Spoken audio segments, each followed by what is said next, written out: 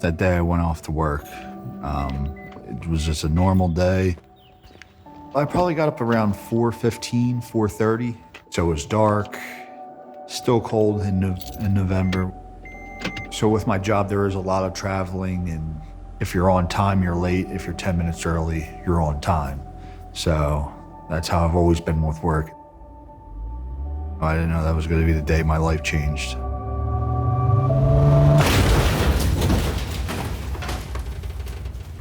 It felt like a scene from a movie where you're just on your way to work and two police officers approach you and just break some terrible news. I was hit on my passenger side, and the EMTs and I guess the fire department had to cut me out of the car. His door was stuck, his driver's side door, so they had to rip his seatbelt and pull him out through the back. They put him in a neck brace and I guess just loaded him up in the ambulance. In trauma, because we're dealing with breathing problems and bleeding problems, those things are time sensitive, and getting those patients to the trauma center quickly is life-saving. Our trauma program is complemented by the outstanding care provided in the field.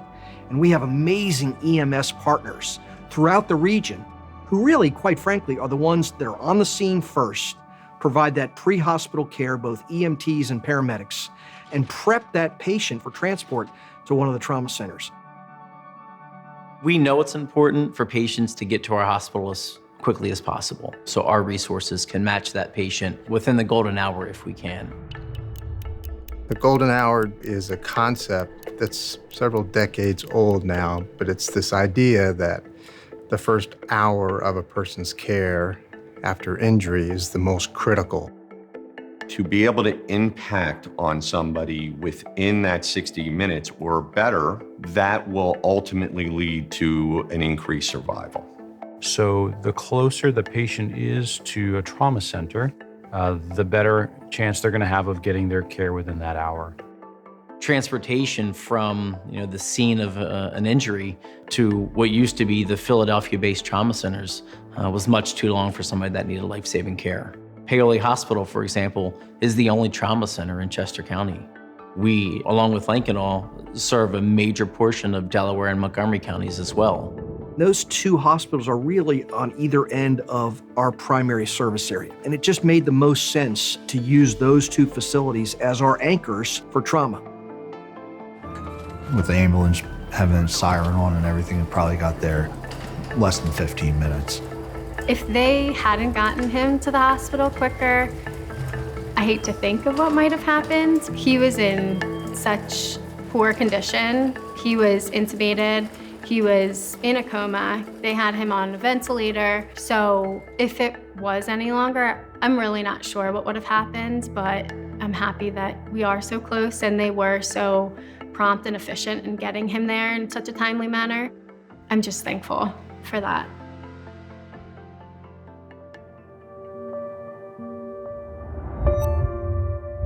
The first time I woke up, I sat up, I noticed all the IVs. I was extremely confused, scared, all those emotions rushing in.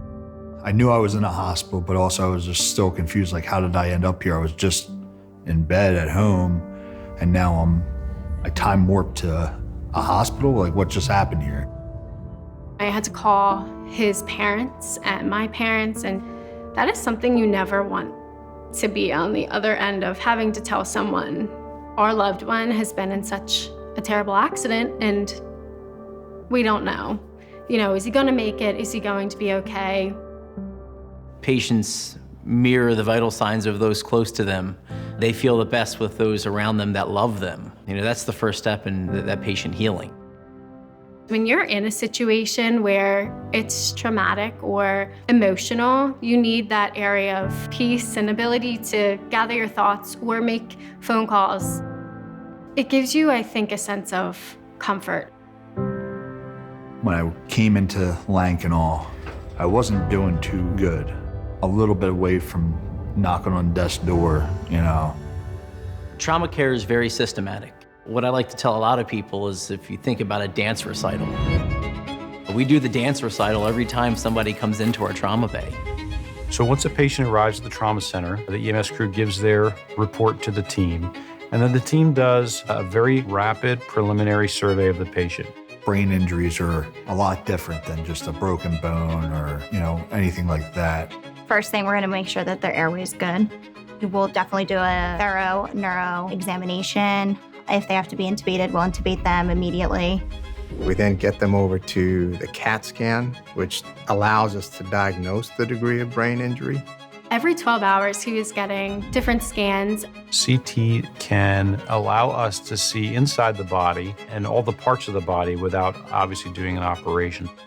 The force CT scan that we have is especially powerful because it can take all of those images and do it very, very quickly and with a very high quality of image. They get their CAT scan on the force really fast, and then they're back on with their patient care. So that's been a really important part of the trauma care that we provide here. So I think what sets our trauma program apart really is the collaborative nature of our care. The work has to be collaborative for it to be successful. So if there wasn't good communication across every transition of care from our EMS partners to the emergency department, to trauma, to operating room or ICU, the patient would suffer in the gaps.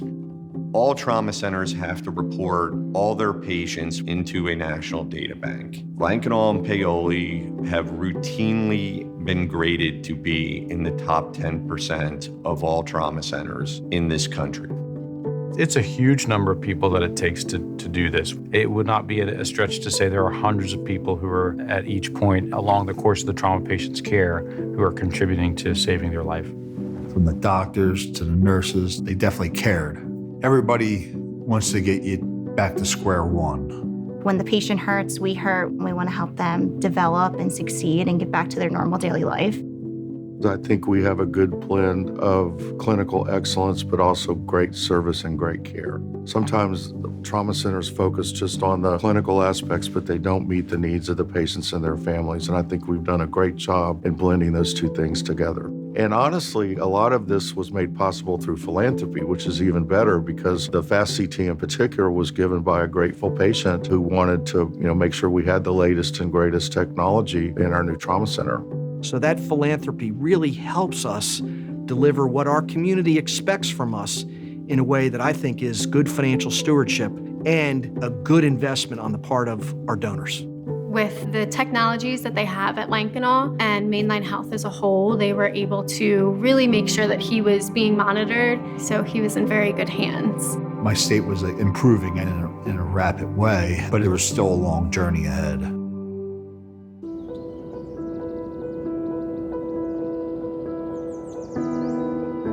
We were told that Joe was being transferred to Bryn Mawr Rehab Hospital, and I think within a matter of hours, he was on his way to Bryn Mawr Rehab. They took him in an ambulance, and it was a smooth transition. Going from Lankenau to here, it didn't miss a beat. It wasn't like I had to do anything extra or worry about anything. What's neat for Mainline Health is we know that a trauma center is not just one room. We know that trauma care is not just one place. We're lucky enough to have a rehab hospital in the system. That means all our trauma patients get evaluated by rehab doctors while they're in the acute care setting, and we can work closely with Bryn Mawr Rehab to identify the patients who will benefit the most and make a simple transition to Bryn Mawr Rehab Hospital from either Paoli or Lankenau. It's a single record. And so all of the care that was done in the acute care environment, that record is available to both inpatient and outpatient providers along the continuum of care at Mainline Health. I knew once I came here that I was okay, but I also had a lot more hurdles to get over. The treatment process for an individual who comes in with a traumatic brain injury definitely involves an integrative approach.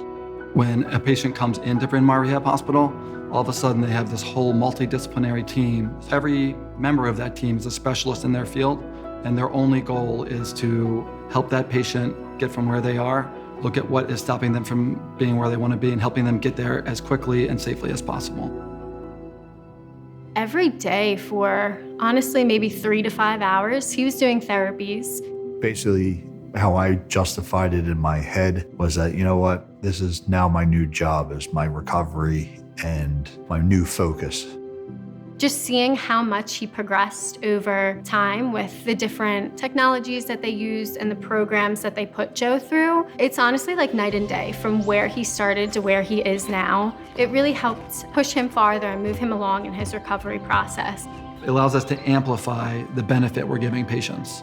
But we don't just use technology for technology's sake. For every patient, every day, every session, we're thinking like, what is the very best thing for this patient to move them towards their goals? And then we're picking technology when it is the most beneficial thing and allows us to amplify the benefit to the patient.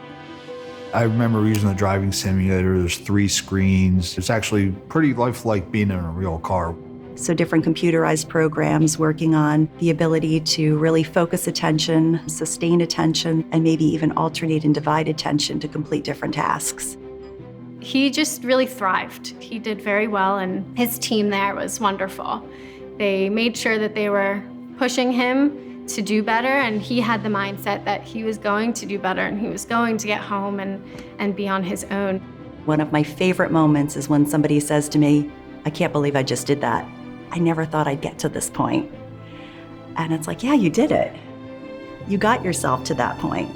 It gives you a peace of mind that there's something other than where you're at the moment, and kind of inspirational, kind of like, hey, let me get out, let me get better, and let me go enjoy the world.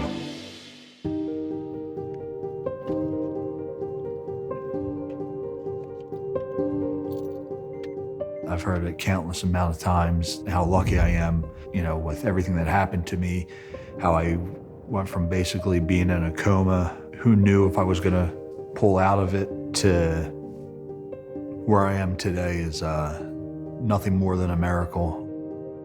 One day, hopefully soon, I could come around to say thank you to everybody.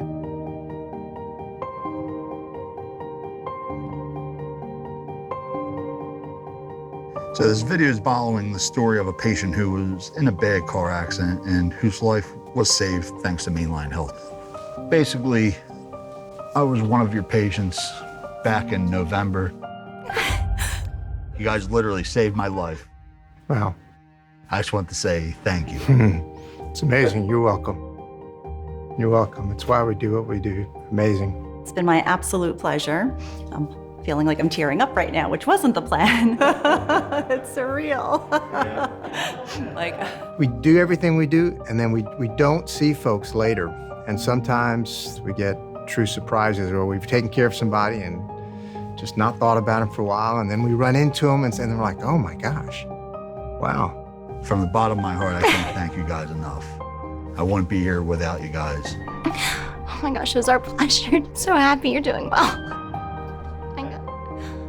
I'll give you a hug. Oh my gosh. It's a pleasure seeing you. I feel like it's definitely a second chance, and I'm not going to take life for granted anymore. It's been quite a journey, to say the least. I'm emotional, Mike. Appreciate it. I appreciate it. Thank you.